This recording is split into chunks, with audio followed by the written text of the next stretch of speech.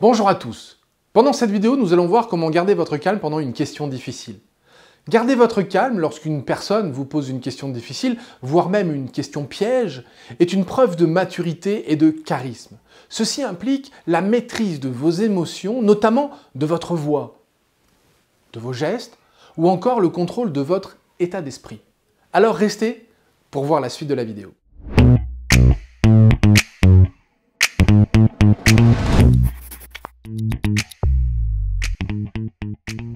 Quand on vous pose une question difficile, il est assez compliqué de ne pas céder à la colère lorsque quelqu'un cherche à vous piéger en vous posant cette fameuse question compliquée, délicate. Très peu de personnes parviennent à contrôler leurs émotions lorsque cela se produit. Alors nous allons voir comment garder son calme devant une situation de colère, stressante ou éprouvante.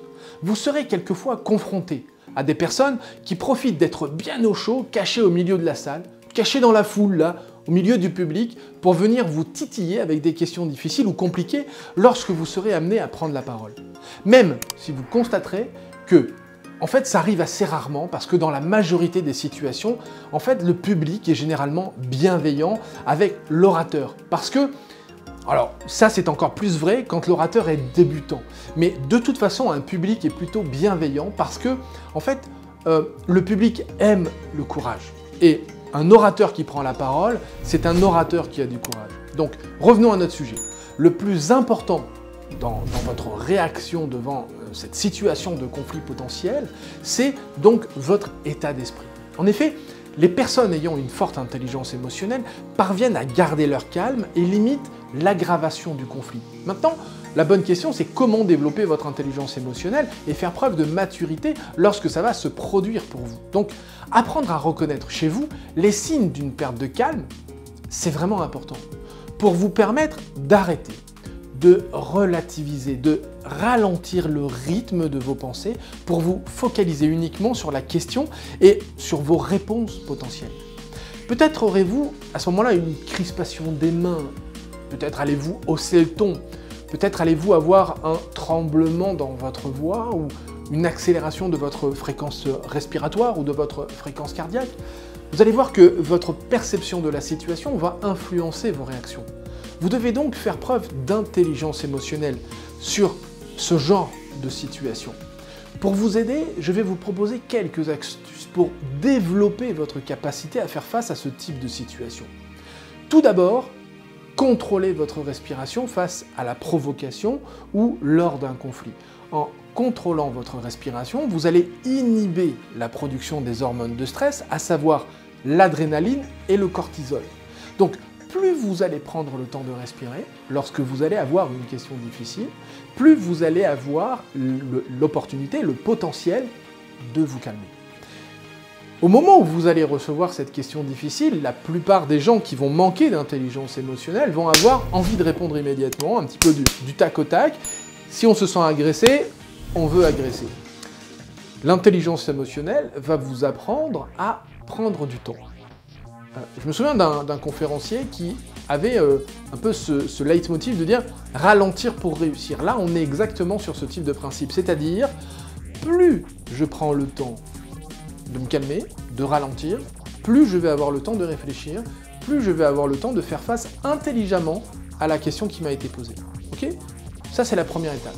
Deuxième étape, restez à l'écoute, bien évidemment, de votre interlocuteur. C'est-à-dire que plus vous allez avoir un manque d'écoute de votre interlocuteur pendant la situation de conflit, plus ça risque d'enflammer la situation, et le risque pour vous, c'est de perdre la totalité de votre audience.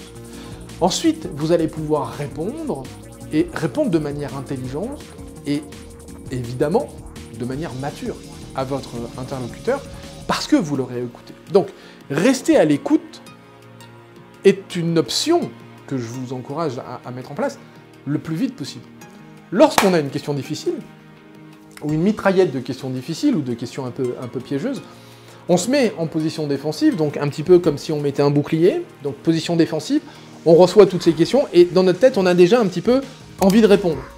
Mais le problème, c'est qu'on va répondre en fait au début de la question, parce qu'on sent l'agression, peut-être au niveau verbal de ce fameux public, de cette personne dans le public, on va sentir cette agression, on se protège, tout de suite on a envie de répondre, et en fait on n'écoute pas la totalité de la question. Moi, j'ai toujours une petite astuce avec ça qui est intéressante, c'est que j'écoute l'interlocuteur vraiment jusqu'à la fin de son intervention, parce que je me rends compte, et ça, quand je vous dis ça, c'est 95% du temps, écoutez bien, hein, 95% du temps, en fait, cette personne ne pose pas de questions, elle émet un fait, elle émet un avis. Et dans ces cas-là, si elle la présente comme une question, bonjour, monsieur Marchex ou Franck, voilà, j'ai une question à vous poser à la suite de ce que vous venez de dire. Brrr. Et là, des fois, ça part un petit peu tonique, et en fait, il n'y a pas de question. Il y a un avis, une position présentée comme une question. Et là, en fait, le plus simple, c'est simplement de dire à la personne, écoutez, ok, j'ai entendu, par contre, j'ai pas compris ou j'ai pas entendu votre question, j'ai entendu votre position, mais j'ai pas entendu la question que vous me posiez, et donc je peux pas répondre à une question qui n'est pas posée. Et à ce moment-là, vous allez vous rendre compte que souvent la personne ne comprend pas bien, parce qu'elle est persuadée d'être dans une question, alors qu'encore une fois, ce n'est qu'une position, une posture, mais c'est pas grave, la personne va quand même essayer de se justifier, va quand même essayer de tourner cette question. Vous avez de la chance, elle pose réellement une question, vous allez voir, elle est souvent moins agressive. Vous avez moins de chance, en fait, elle repose son avis ou sa position, toujours avec un point d'interrogation à la fin qui ne suffit pas à en faire une question, mais c'est pas grave. À ce moment-là, reformulez avec une question qui vous paraît facile en disant « Ah, donc si j'ai bien compris, la question que vous me posez, c'est… » Et à ce moment-là, imaginez autour de la construction de ce qu'elle vous a présenté, imaginez une question. Alors, si vous me posez ce type de question, voilà ma réponse. Et en fait, le gros avantage de ce genre de choses, c'est que vous n'allez bien évidemment pas répondre à une question qui n'est pas posée, parce que cette personne pose un avis, un fait, quelque chose de très factuel, qui n'est pas une question, mais vous allez y répondre en imaginant une question qui irait bien pour ce type de situation. Voilà, donc ça c'est une petite astuce, ok ? Troisième chose, apprenez à maîtriser votre voix en répondant avec une voix posée à votre interlocuteur. Vous verrez que votre interlocuteur, lui, il va être contraint lui aussi de baisser sa voix. Plus vous allez baisser la voix, plus il va baisser la voix.